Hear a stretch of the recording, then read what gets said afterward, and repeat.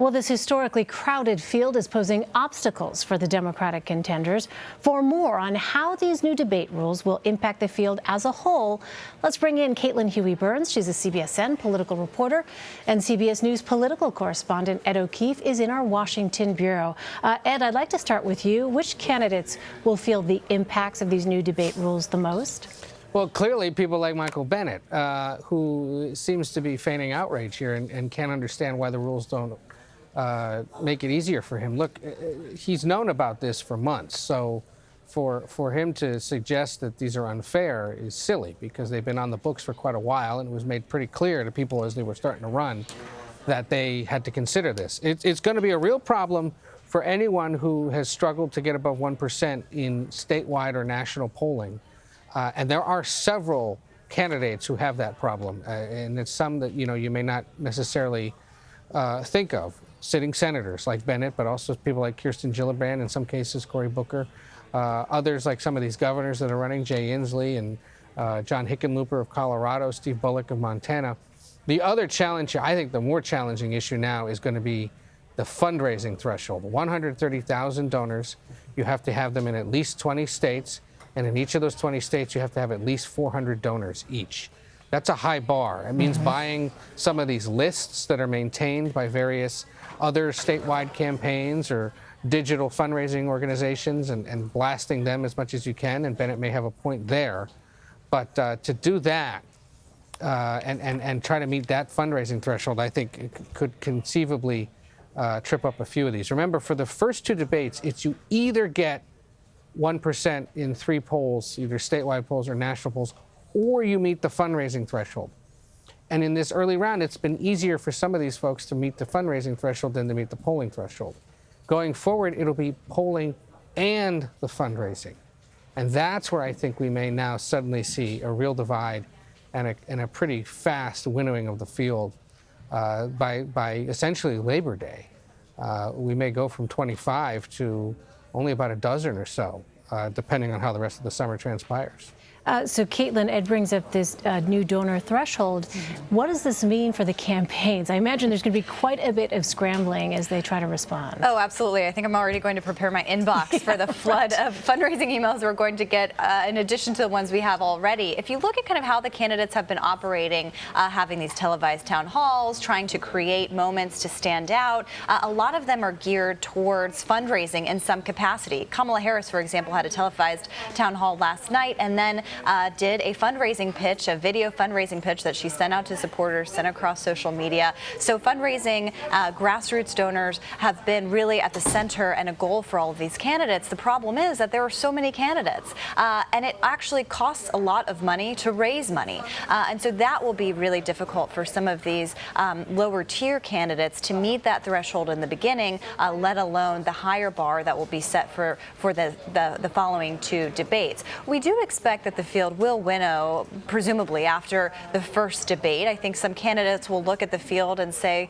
this is just not feasible, either by how they performed, how the other candidates performed, or simply if they're not able to sustain a campaign and keep raising money. But this is something that the DNC has been very conscious of and been trying to strike a balance, learning lessons from 2016, applying them to 2020. Not everybody is going to be happy, but there also is this sense of distrust that some of the candidates and some Democrats have that goes back to 2016 in relation to their opinion of the party. Yeah, well, I want to turn now to how these candidates are doing on the trail. A new poll out Wednesday shows Joe Biden dominating the Democratic field in 2 key early voting states. In New Hampshire, Biden has a 21 percentage point lead over the closest competitor in the field, Senator Bernie Sanders.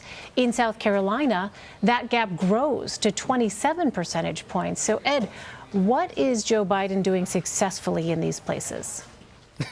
Not much of anything, which appears to be working. We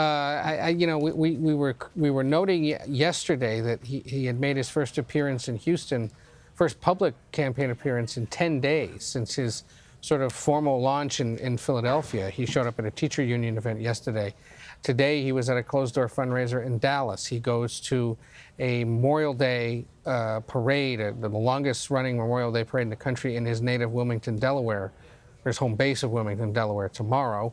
and then has some stops in Boston and Atlanta this weekend. There are some events there, but there's also a lot of fundraising still. So I think he's still coasting on his name recognition, his previous service as vice president, and so far has done very little harm to himself.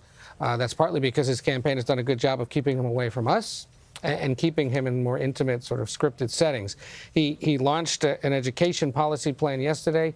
We are told to expect some other announcements this weekend when he campaigns in Columbus, Ohio, and at some point soon perhaps a foreign policy platform as well ahead of the first debate. But he's in great shape, and notable in that South Carolina poll. Remember, early polls in the early primary states this far out, about as reliable as a napkin in a rainstorm. But the fact that Buttigieg is now fourth in a state where there were a lot of questions about his potential viability, ahead of some of the other contenders, is a sign that there's still something to him. Well, the poll also showed head-to-head matchups between the two frontrunners. Biden's lead actually grows to 44 percentage points over Sanders in New Hampshire.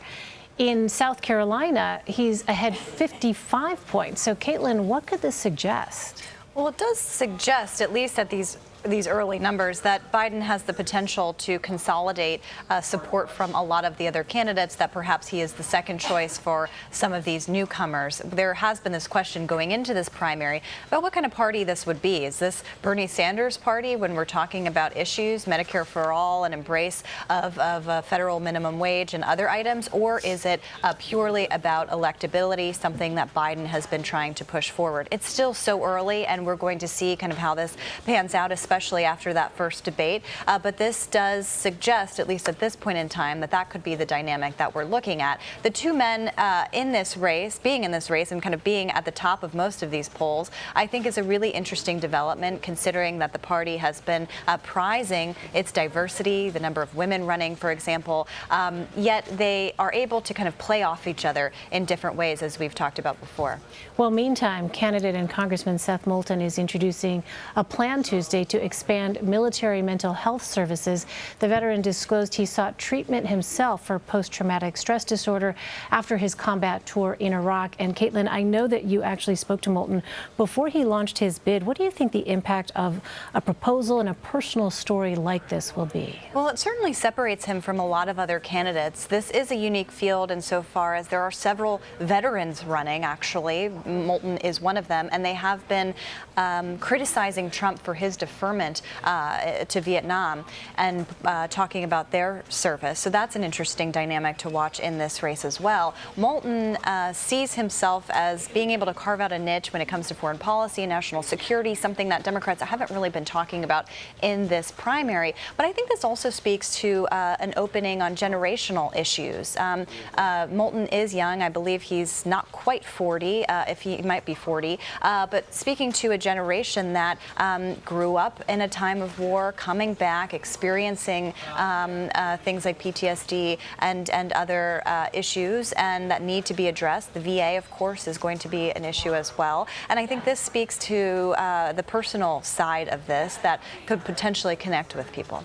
Well, I want to turn now to some down ballot races. In South Carolina, Republican Senator Lindsey Graham officially has a challenger.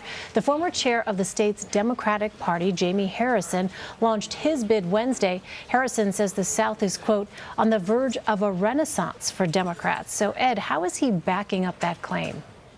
Well, Harrison's the former chairman of the state Democratic Party and a former top DNC official, and I think he is hoping that sort of the national network he's cultivated of Democrats across the country will help him in a state where Democrats have really struggled most of this century, outside of a few House races. He has been sort of unapologetic and pretty outspoken in his criticism of Lindsey Graham, believing that there is an opening there to raise concerns about the fact that he's become such a big supporter of, an apologist for, some would say, the president, by virtue of being chairman of the Judiciary Committee and an outspoken supporter of the president's foreign policy and other issues. Expect to see him focus a lot on what Graham has done for the state of South Carolina itself, and whether he's been more interested in just sort of cultivating folks in Washington. That's sort of a classic challenger on incumbent argument.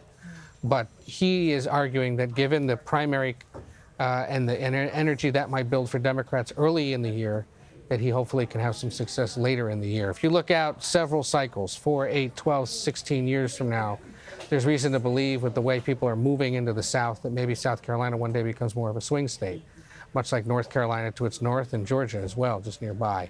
But we're not there yet. So Harrison's going to have to raise a lot of money and raise a lot of doubts about Graham to be viable. Well, finally, Senate Majority Leader Mitch McConnell says he would fill a Supreme Court seat vacancy if one opened up in 2020. Let's take a listen to the Republican Tuesday. If the Supreme Court justice was to die next year, what would you do? We'd fill it. So, Ed, put this into context for us. How significant are those comments? That is a confirmation of what he essentially said back in 2016. His belief, the McConnell rule, some would call it, is that if you have a president and a Senate of the same party and there's a vacancy in a presidential election year, go ahead and confirm that judge that the president wants. It's when there's a president of one party and a Senate controlled by the other party that he has these concerns, or at least that's what his office reminds us today. They go back all the way, I believe it was to Grover Cleveland, who was in a split power situation and had one of his Supreme Court nominees confirmed in a presidential election year. Look, Democrats can call him a hypocrite, but it's true. This was the divide that he had set up, and it's apparently a policy he will adhere to if that situation arises next year. But it's a reminder also, and there are a lot of Democrats who believe that the politics of the Supreme Court confirmation process could become a real organizing tool for Democrats next year, reminding them that, look, if you don't think that elections have consequences, we have two names for you, Neil Gorsuch and Brett Kavanaugh. All right, incredibly high stakes. Ed O'Keefe and Caitlin Huey-Burns, thanks to you both.